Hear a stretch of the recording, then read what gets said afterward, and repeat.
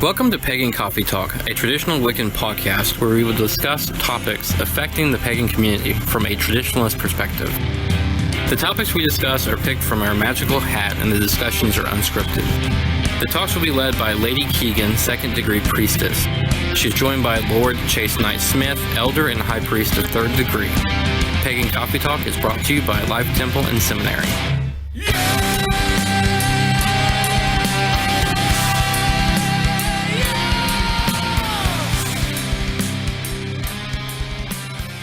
Welcome to Pagan Coffee Talk.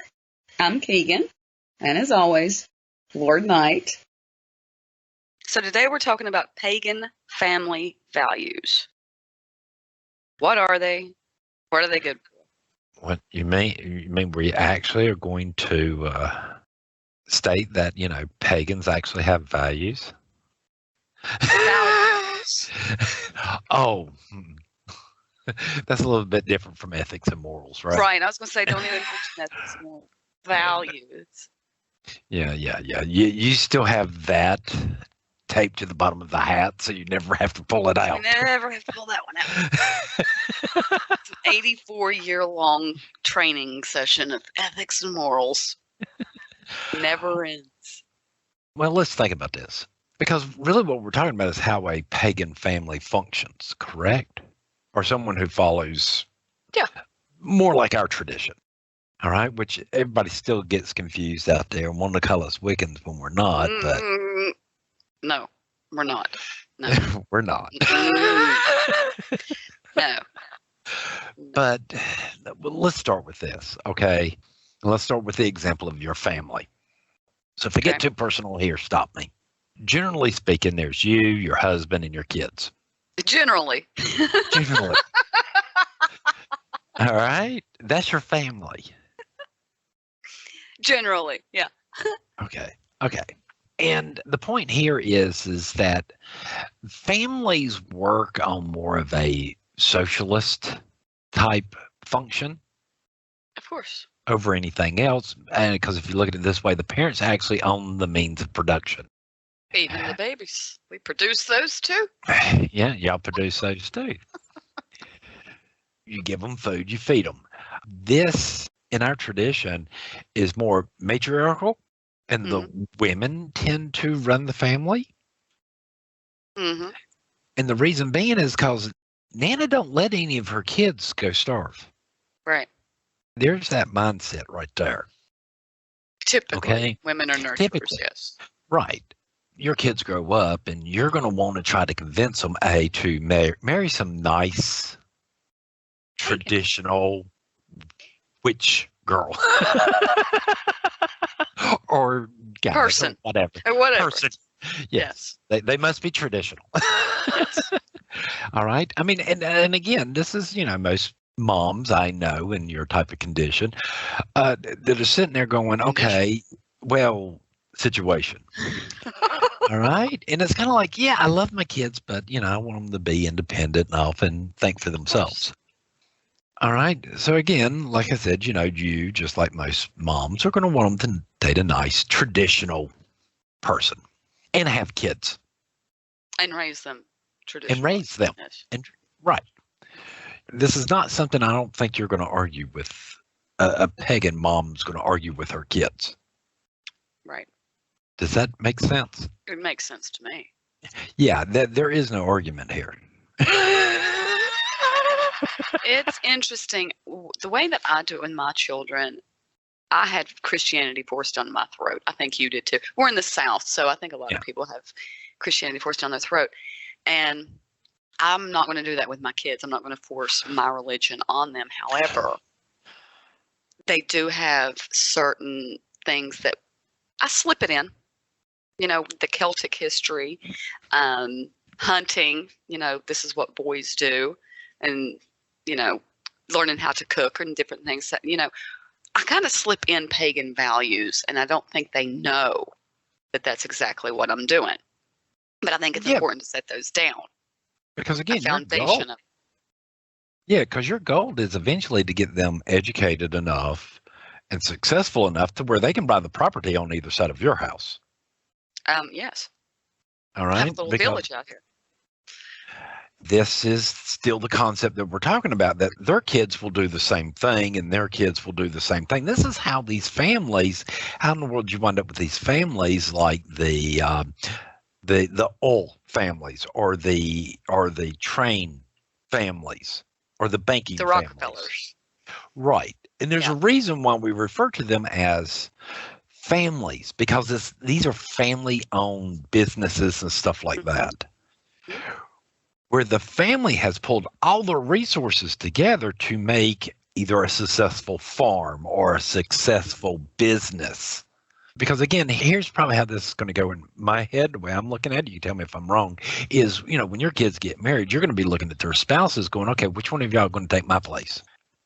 I need to make sure that this woman that y'all are married and bringing into my family is going to hold up my values and keep the family Absolutely. moving the way I want. Or man. Right. Again. As long as he's pagan, I don't care what. The idea is that this is the homestead and everybody's going to buy around them, and we're going to keep on funneling to make sure that, your cousin Oliver. Cousin Oliver. Cousin Oliver gets to go to college and get an education and learn a field that he can bring back to the family. I think a lot of people, you raise your children, they're 18, they leave the house, get a job, go to college, whatever. And I think that comes from, and you're not going to like it, but I think it comes from the capitalistic society that we live in. Well, you train them to get out there, make that money, make that money. You're not completely wrong here. But the point here is that if you're studying to be a doctor and the only place you can be a doctor is to move out to California, that don't make no sense. Right. Are you with me? Mm-hmm. Because sometimes you get pulled away from these jobs to other states because there's nothing in your area. But a doctor. Hey, but you've been a doctor. Hey, yeah, we want you to go learn to be a doctor or a nurse or whatever, and then we want you to come back here and live among the family, because you're going to be doctoring the family for free. Of course. Anybody outside the family, you're going to be charging them. What is it you say? What is the thing? The first family, then clan, then tribe. Yeah. Yeah. This is, again, this is another one of our little ethic points. This is how we take care of things. First, we take care of our family. Then we can take care of our clan, which nowadays could be our coven or religious group, right? Mm-hmm. And our tribe is nothing more than our country. And so they'll pay taxes. Everybody's got to pay taxes somewhere. I don't know too many countries you can go to and not have to pay taxes of some type. I don't like the idea of you're 18, get out. At 18, what do you know? You know nothing. No, at 18, yeah, I could see you sitting there going, okay, you're going to get out. No, you're going to get out and go to this house over here. On my land. Me and your father are going to help you purchase this land. You're going to get an education and you're going to, get a job and contribute to the family.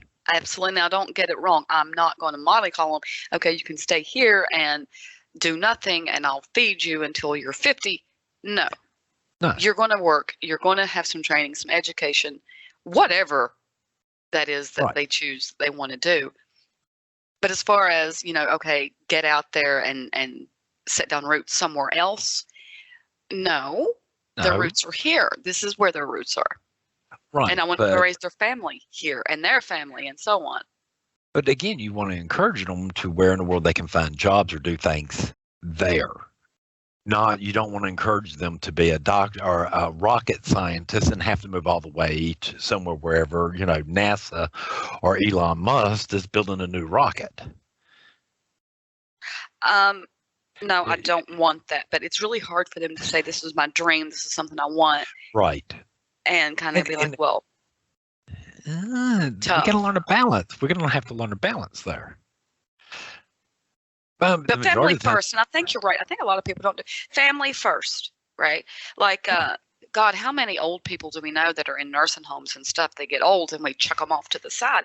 I am of the belief you take that old granny and you put them up in your house and you take care of them the way they took care of you when you were when you were little, Right. and they have wisdom, even if they have dementia, like mine did. There was little gems of wisdom hidden in there. You had to dig deep, but it was there. You had to dig deep, you know, But it was there. and even without that, but having that older person there to sit, watch kids, Or what, hit one in the head every once in a while. Wow. or just sit there and educate, because I'm Instill sure you're going wisdom. right. Because again, I'm sure you're going to look at your kids and go, oh no, they're not going to go to school. I will homeschool your children. My grandbabies are not going to go into that mess. Absolutely not. I will teach them. Right. It's my and responsibility. It's a parent's responsibility to instill But education into your children. right, but we're talking about your grandkids now. Grandkids, great-grandkids, Right. until I'm dead. You're going to be looking at your kids going, no, that ain't going to work. And hopefully I instill those values in them. So it's not a conversation we even have to have. It's just known. Well, of course, she's going to, homeschool my children. Right. With the hope there that, one of them might either be, a vet or something to where you can keep animals on site. Husbandry, animal husbandry, yeah. Yeah, to where you can raise some pigs or some chickens and stuff like that and actually start making your own food. Anything but goats. Because again, once you're starting to make your own food, what are they going to do? Starve you out? You can make your own food. A And I'm homestead. sorry. Right. I mean, because we hear these things and stuff like that. It takes a village. It takes a village. You got to make a village first. Yeah, you got to have one. The way I'm looking at it, this is how these Celtic places started. Let's go back to the real basics. It started out with one family that just slightly grew. Mm-hmm. It slightly grew more to where they were now helping each other out. Families need to do that again. Gosh, I agree. There is no reason why anybody should be, especially in a family and stuff like that, should be sitting around worried about food. When Absolutely not. because I'm sorry, my grandparents ran a little farm. My grandpa worked, grandma stayed at home. They had quite a big farm, and there was enough food coming out of that farm on, tomatoes and cucumbers and stuff like that. I don't ever remember my mom buying vegetables growing up during the summer. I was going to say, only in the winter, you got to hunt those tomatoes down. Right. It was only like during the winter. I mean, they produced enough. And on my mom's side of the family, they had like 4 kids. And nobody was going hungry. It's changed. Something has happened. I'm not sure what it is. You had my generation, which we were forced to learn how to work on farms and stuff like that. And then I see my nieces and nephews. They weren't taught the same way we were. So what happened? Why not? I don't know. It was kind of like, my mom and dad just like threw their hands up like, never mind. We're not doing this anymore. Well, in the pagan world, do you think? Well, I think in the pagan world that the monarch or the lady of these families Mhm. has enough authority to pull them around and go, no. In front of everybody going, no, that ain't what you're going to do. No, and you got something there. No. My grandmother was the monarch. Right. It would have been different for my mom to look at me as a teenager and go, no, you're going to live in the basement. Yeah, we realize you're gay, whatever. Ignoring that. But if they would have ignored that, yeah, it could have been, hey, you're young, you're strong here, you're going to go out here and work the fields. The rest of the family is going to work. You don't have to worry about feeding yourself, power, nothing else. Right. But we want you to do this and learn this instead. Right. Because it will help the family in the long run. And your children and their children. And their children. And Yeah. you're going to have to teach the grandkids and so forth and so on. Yeah. We got to bring those types of values back where, when we talk about families living somewhere, we're talking about multiple generations, not Mhm. just 3, but 4 or 5. Mm-hmm. To where you got great grandparents running around, not really saying anything, or too old to actually do anything. And they just kind of like sit around. Well, Help out. my grandmother was the monarch of the family. And no one got married without talking to her, introducing her to the potential spouse when someone was pregnant. Granny was the first one that they would go to and tell. Any bad thing happened, it was, oh, we got to go tell. She was the ringleader, and we were a family of 72. That's children, cousins, great grand. I mean, but we were a family of 72, and she was the glue. She was the glue. I mean, I saw this in my grandma doing the same thing, this type of behavior. Yeah, my grandma came from more country roots than most. Mine too. When I'd like talk to her about feminism and stuff like that, grandma would just look at me like, well, that's insane. Let's see them try to feed, 5 or 6 people, keep a family going, run a farm, run a garden, can and do all this other stuff, and then come back and sit there and say, women weren't smart, or, the husbands didn't know or treated them like that. That's bullshit. I agree. Oh, yeah. Yes. Were there some out there that did it? Yeah, but not all of them. Not all of them. And they knew their value. I think our grandmothers knew their value. They knew what they could do, but they had, at least mine did, she had a huge respect for men. When she made a big dinner, the children were fed first, and then the men. Right. Huge respect for the men. Some people see this as subservience, but they don't realize, and I guess it might be more of a Southern thing that we're talking about here, but I knew my grandma could halt something in like 5 seconds flat. Oh, yeah. Oh, yeah. An argument, a disagreement, somebody didn't, do something like, she stop it with a look. Mm-hmm. And my grandpa would just be sitting there going, well, I didn't have to do it. Yeah. And that's true. And that's definitely absolutely accurate. At least for us, that's how it was. I mean, my mom would do the same thing. It was kind of like, oh. Yeah. And she, and my grandmother was she didn't want her kids to leave and her grandbabies. Right. And she wanted everybody to live around. When they started leaving the state, it upset her a whole lot. I mean, it bothered her. Oh, I have an uncle, and he is he builds the buildings, does the blueprints. Architect? Yeah, he's an architect, but for buildings. And he used to have to go out and Grandma used to get all upset when he'd move his family to Tennessee or whatever. Yeah. And I remember when I finally had to move to Maryland for a little while for a job, and she was like, my mom was all like, I'm glad your grandma's away. She wouldn't live through this. There's something about it. It bothers them. They can't stand it. Why? Not only are you leaving the area, but you're leaving the state. And my granny, I remember hearing her say, please don't set roots down. Go out there, find yourself, but come back. Please don't set roots down out there. Well, see, now when I was growing up, we lived maybe 10 minutes from Grandma's house. Nice. I could walk there. I could really walk there if I wanted to, and maybe 30 minutes, 45 minutes, right? Not too bad. Not too bad. I could walk to their house if I had to, as a little kid. And we moved from there to where we were more than 20 minutes away. My family did, and we were getting more land and going farther out into the country, but my grandma about had a hissy fit. But now you're about 20 minutes away. Oh, no, I can't have that. Well, it's unnatural. Can you explain to me why would I have children and watch them grow up and find a significant other and then have babies and then leave? It's heart-wrenching. Why? How does that make sense? Why would this happen?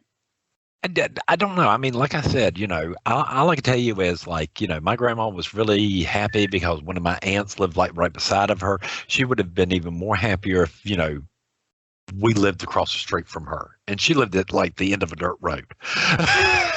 No, it would be fantastic. And then she wouldn't have to worry if she had failing health or if she needed help. It's right there. We're all family. We're right there. Nobody has to worry. Oh, we need a babysitter. No, you don't. Uncle, Joe's over here.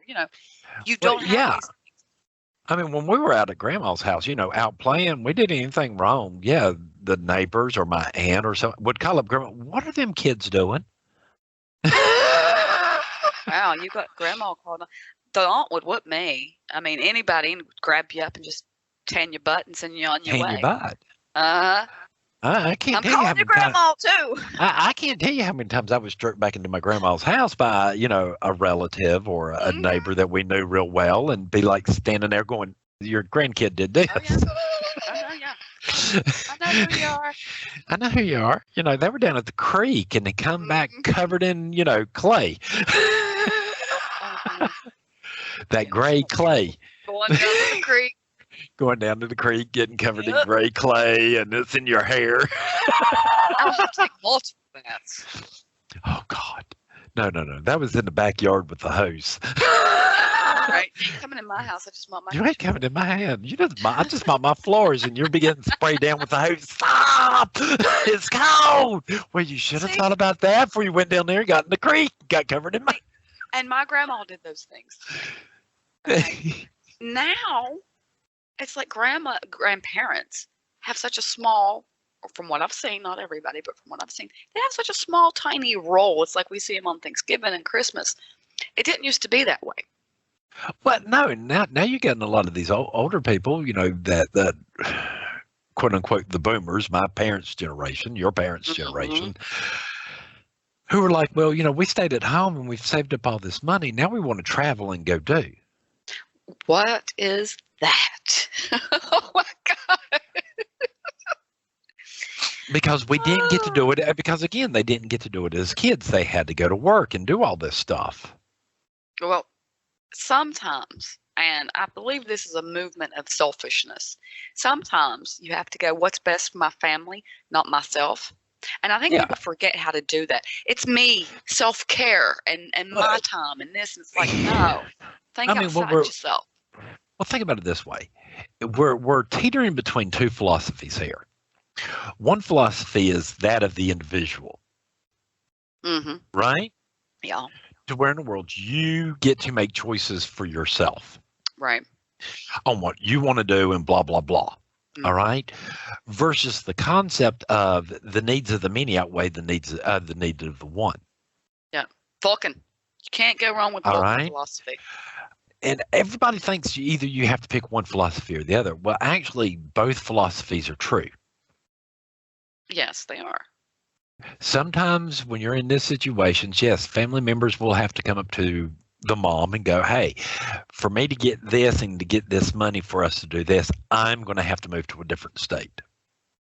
Okay, but how about this, Lord Knight? You've got a situation and somebody goes, yeah, I just don't like this country town and I just need some different scenery. Scenery, right. That's selfish. No, you can suffer with the rest of us and you can be here and help your family. Yeah, I mean, I don't get to be the cool kid on the block and, that you see on TV. I would like to think that on my deathbed, I'm not saying wish I would have left my family. Gee, I wish I should have traveled.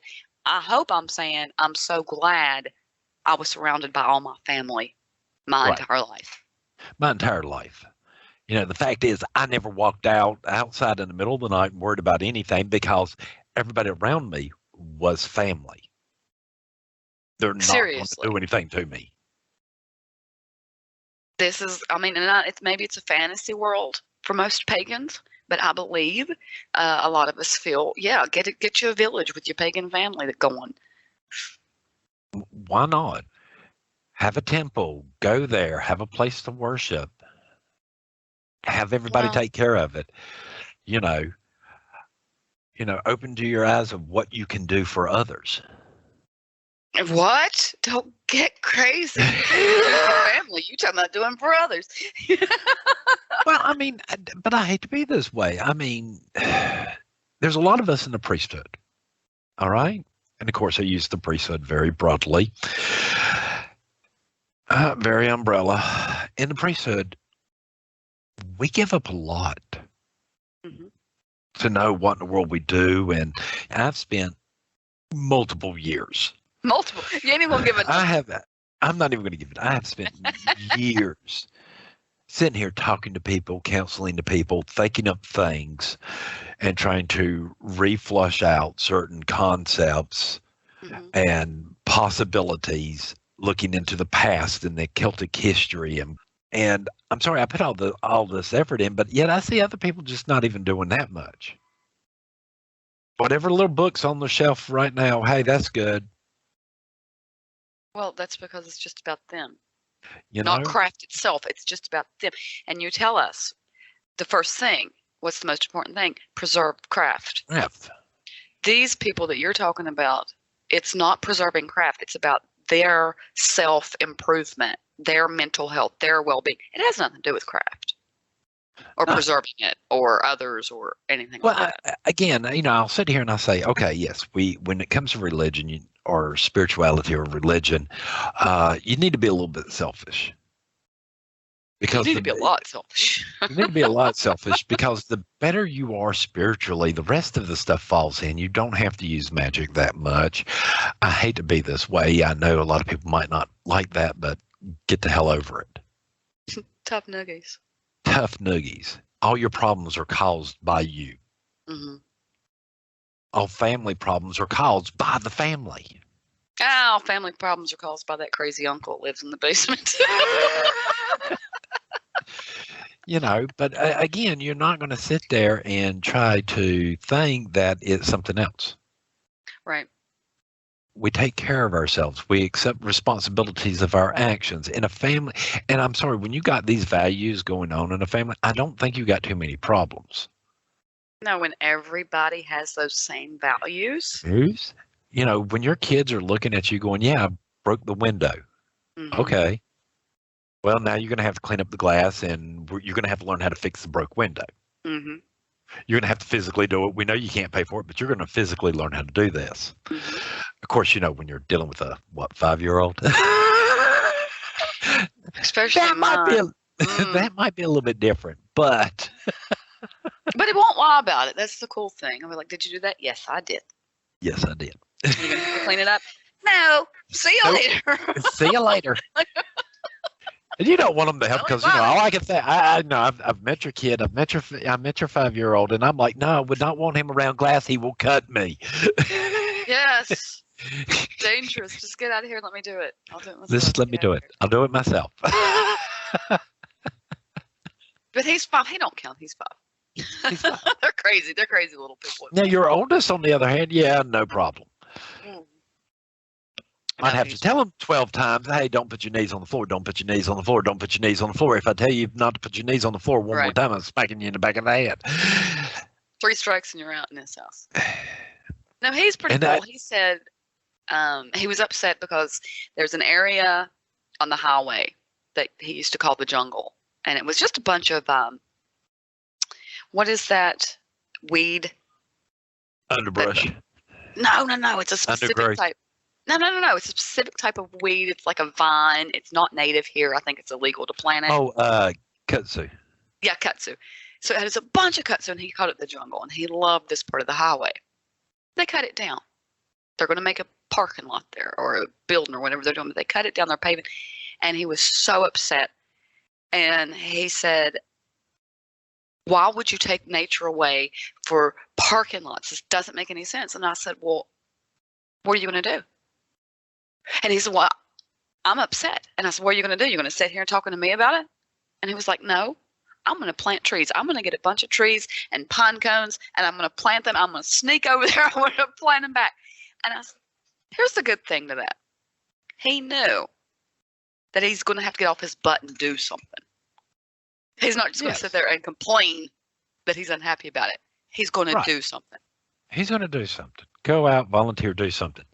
Looking at them and going, yeah, but what they put down is a very invasive plant and shouldn't be here. I love kudzu. Oh, I know I'm in the minority, but I love it. I mean, everywhere. Until you're the one having to get it out of your backyard. Why would you get it out of your backyard? I want this plant to cover up my house. The thing grows 3 feet a day. I love it. All right. It's pretty. I don't understand the hate. It means it could come because it's so invasive and it takes over so much. All these trees and stuff that it covers, it kills off. It literally chokes everything out underneath it. Well, that seems like a tree's personal problem to me. Get started. But again, it shouldn't have been here. No, it's not native. No, you're right. It is not native. And But apparently it grows too fast to be nutritious for animals to eat. And the goat won't eat it. Yeah.